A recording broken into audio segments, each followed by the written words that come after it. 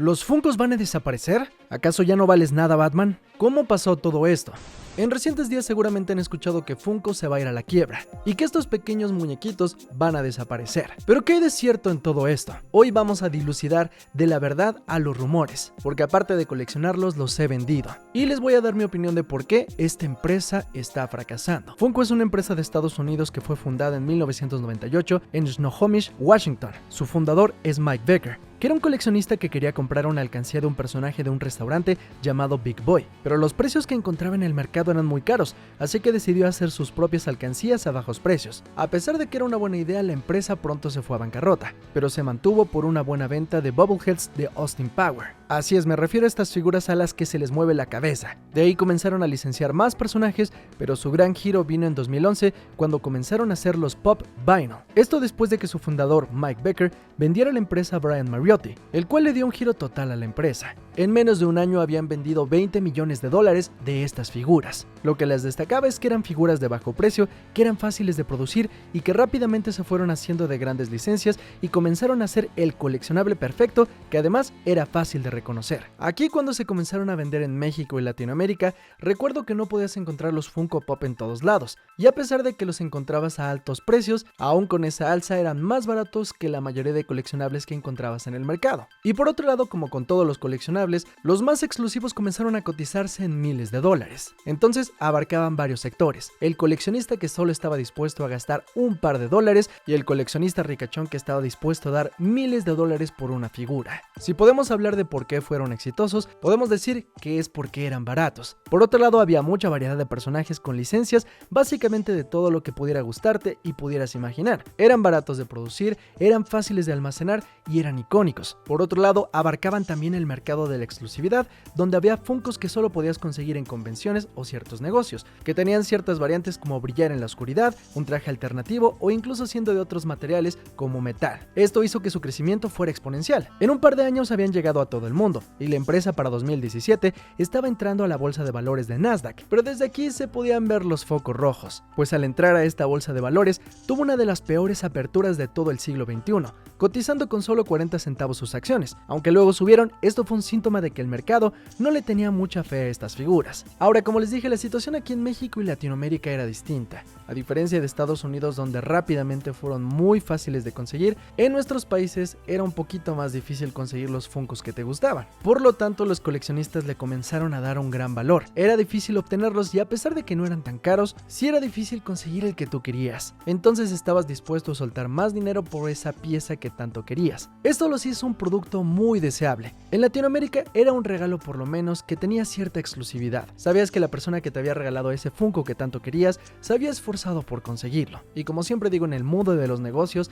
la percepción es rey. Los Funko Pop eran muy deseables. Pero entonces, ¿por qué falló? En marzo de 2023, la empresa anunció que iba a tener que destruir 30 millones en producto que tenía almacenado, ya que era más costoso mantenerlos en sus bodegas que destruirlos. Este fue el primer signo de alerta, pues era claro que estaban ofreciendo más producto del que se demandaba. Para 2025 es donde comenzaron a encenderse los verdaderos focos rojos. En un reporte trimestral presentado ante el US Securities and Exchange Commission, Funko para el trimestre terminado el 30 de septiembre de 2025 reportó una deuda de 68.1 millones de dólares en ese periodo, y se presume una deuda sustancial de 250 millones de dólares, lo que ha hecho a la empresa admitir que probablemente no pueda continuar operaciones durante los próximos 12 meses si su liquidez no mejora. Las principales causas fueron, según su reporte, el cambio en el ambiente minorista, dependencia de la cultura popular y las fluctuaciones estacionales. O sea, en español, la gente ya no les está comprando, y creo que muchos coleccionistas de Funko podemos coincidir por qué. Oye, por cierto, antes de continuar el video, no olvides suscribirte de Top Comics para más contenido así,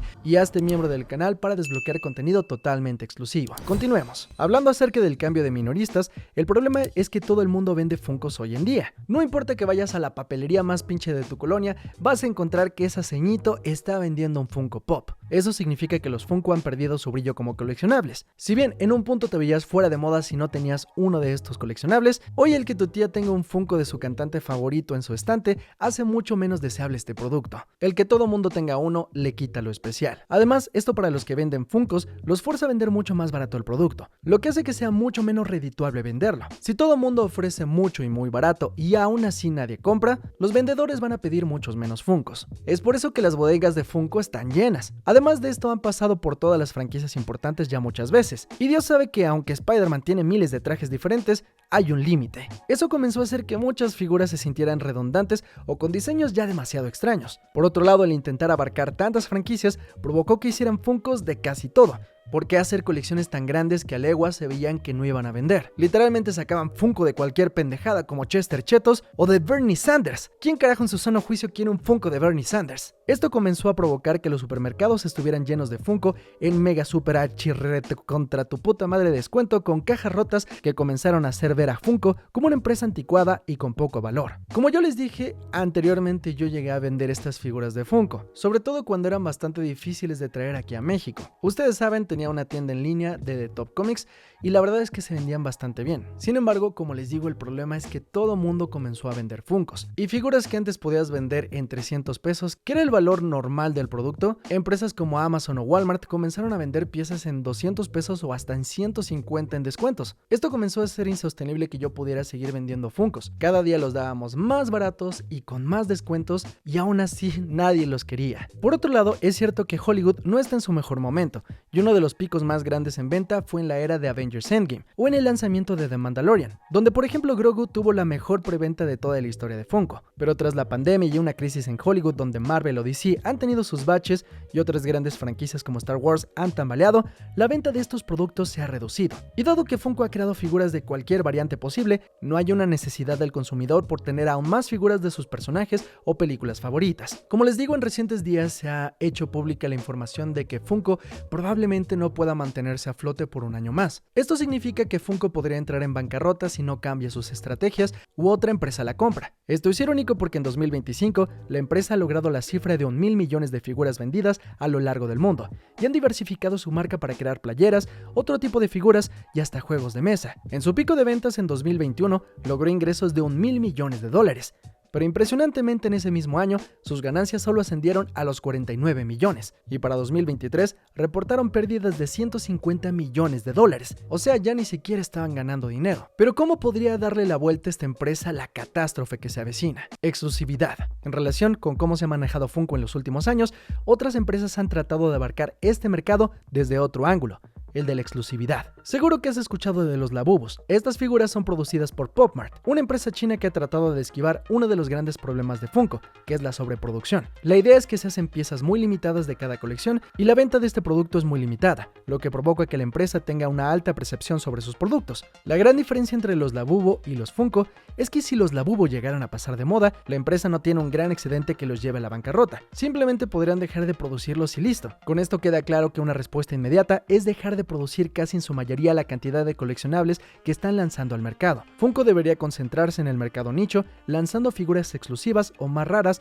que devuelvan la percepción de que los Funko son coleccionables deseables, y no baratijas en descuento. Popularidad. Por otro lado, es indiscutible que nada es para siempre, y Funko podría convertirse en una moda pasajera, como le pasó a juguetes como los Cabbage Patch Kids o los Beanie Babies. Tuvieron un gran auge, pero eventualmente se esfumaron. Es probable que la marca Funko tenga una percepción tan negativa actualmente que sea incapaz de sobrevivir a estos baches. Esto a pesar de reducir su producción y afinar sus estrategias, aunque queda la gran posibilidad de revivir el producto en un futuro como algo vintage o como un producto de nostalgia, como le pasó por ejemplo a los vinilos. Actualmente hemos visto que productos que en un momento dejaron de venderse, eventualmente por la memoria que muchas personas guardan de ellos, estos regresan, quizá no con la misma fuerza, pero en un mercado pequeño de coleccionismo vintage. Aunque siendo sinceros, la verdad se ve bastante difícil que Funko logre sobreponerse a todos sus problemas, sobre todo porque la empresa no parece estar cambiando de rumbo. Su burbuja ha estallado tras un gran éxito aparente, e incluso en su pico más alto no logró ser una empresa altamente redituable. Entre las lecciones que podemos aprender de Funko está el no sobresaturar el mercado. Sobre todo si tu producto no tiene una funcionalidad per se,